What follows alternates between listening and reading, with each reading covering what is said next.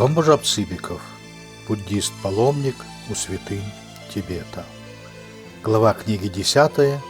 Устройство и управление главнейших монастырей в окрестностях Лхасы.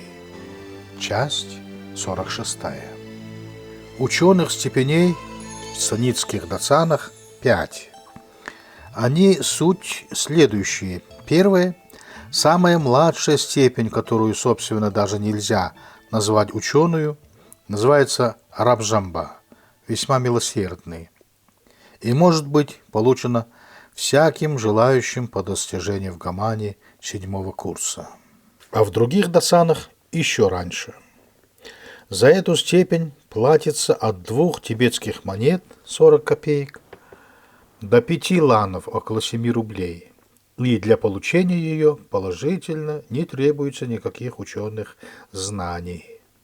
Специально же учеными степенями являются Дорамба, Габджу, Цограмба и Лхарамба. Первая из этих степеней также не имеет большого значения, так как в Галдане, например, дается всякому готовящемуся к высшим степеням, а в Брайбуне покупается у цокченского Шунлейвы, заведующий учебной частью. 3 последние раздаются по осмотрению хамбы каждого дацана самым лучшим из занимающихся монахов по числу проведенных в учении годов. Степени эти достигаются, смотря по числу монахов дацана и по другим причинам, через различное число лет, но в среднем не ранее 10 лет по окончании курса или, как обыкновенно выражаются, после присоединения к гарамбам, то есть поступив в число гарамб.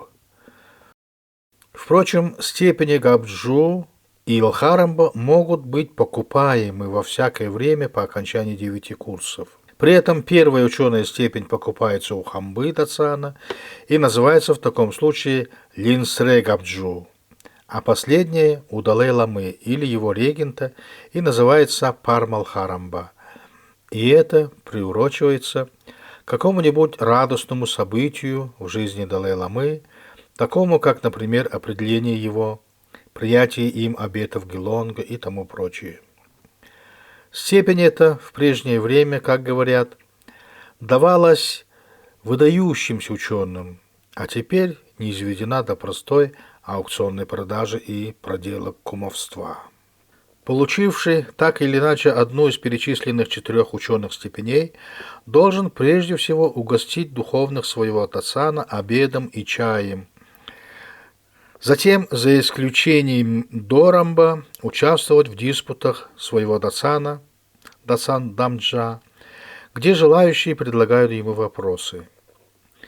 Кроме того, Цограмба и Лхарамба держат ответы на диспутах перед храмом Большого Джу во время 2 лхасских манламов. Цограмба Малого и Лхарамба Большого. Дорамба держат ответы на каменной площади Добджал перед Цокчанским дуганом. Первая часть слова дает в данном случае название этой степени – до камень. Предложение вопросов, получающим ученые степени, и в прежние времена было понятно как бы экзаменом, но в настоящее время имеет значение лишь для народной молвы. Ни одна из этих ученых степеней не удостоверяется какими-либо официальными документами, и преимущества, даваемые ими, очень невелики, но все же освобождение от ежедневного посещения учебного двора и занимание первых мест в дуганах, а равно и право при стечении других благоприятствующих обязательств занимать высшие должности. Все монахи, числящиеся в списках монастырей, должны носить одежду установленной формы. У простых монахов она состоит из следующего: унтов, сапогов, по-тибетски хамгэй или хамго, нижняя часть коих делается из цельной некрашенной сыромятной кожи, а голенище из местного красного сукна. Они подвязываются красной или желтой шерстяной лентой местного же производства. Второе – нижние юбки, мадьёк, из красного сукна низшего сорта. Жилета додгое, надеваемого непосредственно на тело. Он состоит из 3 частей: длинного широкого воротника, доходящего до пояса, самого жилета и широкой обшивки вокруг верхних краев прореза для руки. Запихивается он на правую сторону и подпоясывается кушаком. 4. Из верхней юбки, шамтап, сшитой из вертикальных полос материи, называемой терма. Она делается очень широкую и совершенно прямой, поэтому при надевании верхний край загибается в складки на бедрах и подпоясывается кушаком, прикрываемым верхними отгибами. 5. Покрывало сынни, сшитого также из вертикальных полос местного или иностранного сукна и имеющего в ширину около 1 или 1,5 аршин.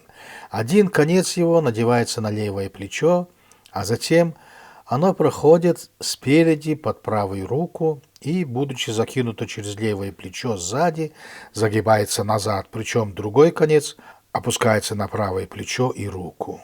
Кроме этих одежд, надеваемых в обыденное время, монах, отправляясь на богослужение и учебные занятия, обязан: 1.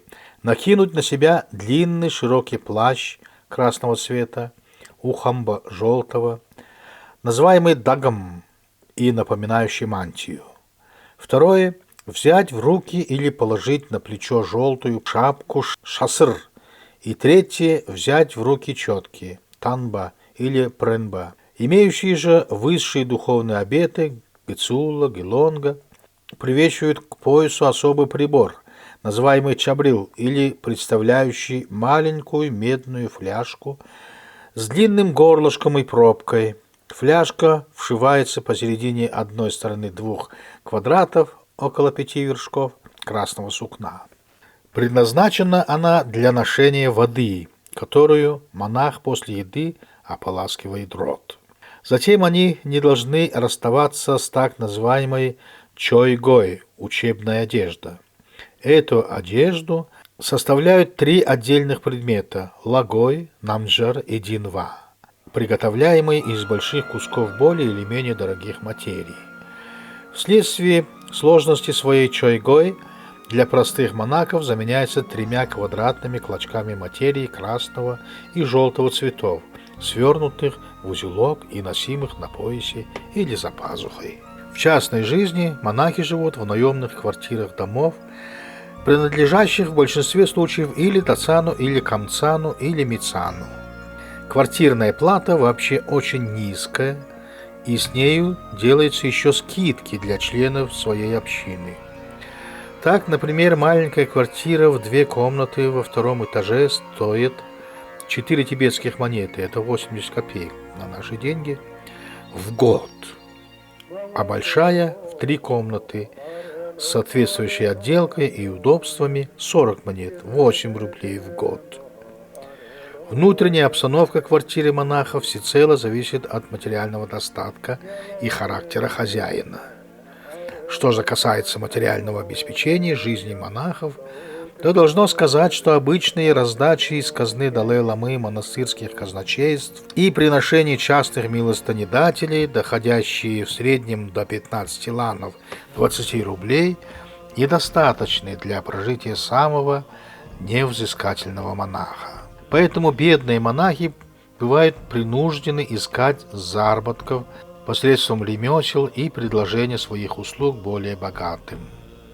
Самой черной работой считается разноска воды на своей спине к более богатым людям.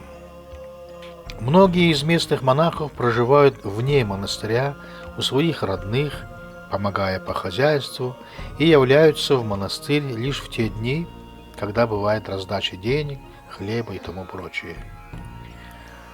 Многочисленность монахов в монастырях создает, конечно, ежедневный спрос на предметы первой необходимости. Для удовлетворения его у монастырских оград происходит рынок, который обыкновенно кончается раньше полудня, чтобы не отвлекать монахов от учебных занятий.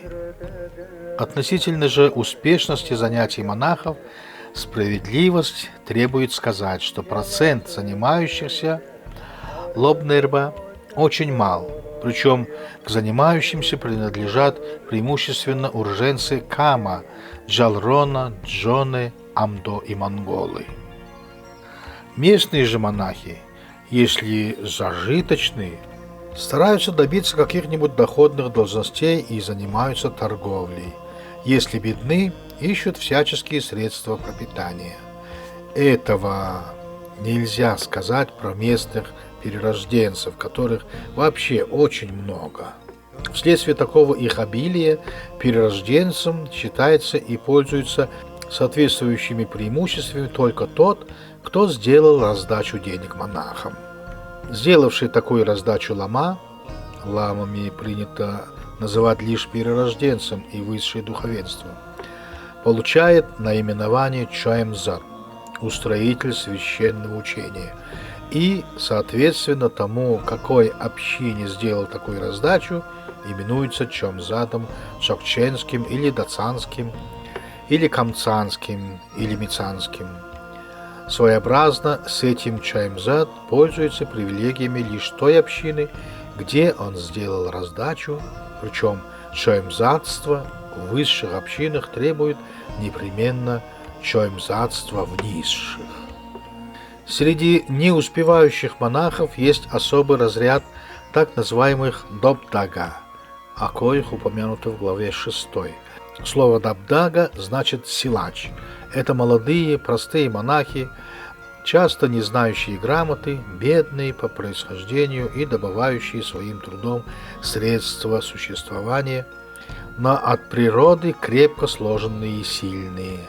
Они образуют особые кружки в монастырях и в назначенные дни уходят куда-нибудь подальше от монастыря и там производят состязания в борьбе, метание каменных плит, кулачном бою и тому прочее. Они же идут охотно раздавать чай и кашу духовенству во время угощений. Эти силачи часто служили, в особенности в прежнее время, исполнителями при каком-нибудь рискованном деле, например, при отнятии от стражи какого-нибудь ссылаемого знатного человека и тому прочее. Иногда происходят состязания между силачами разных монастырей, например, Сейра и Брайбуна. Когда монах умирает, то труп его выносится из монастыря особыми могильщиками из светских людей на определенное место, дуртот, где разрезается на части и мясо отдается снежным грифом, а раздробленные кости – ягнятникам. Сигналом приглашения птиц служит дым от сжигаемых воскурений. Жадные птицы, завидя его на знакомом месте, быстро слетаются с соседних гор и устраивают пир, соперничая друг с другом. Конец 46 части.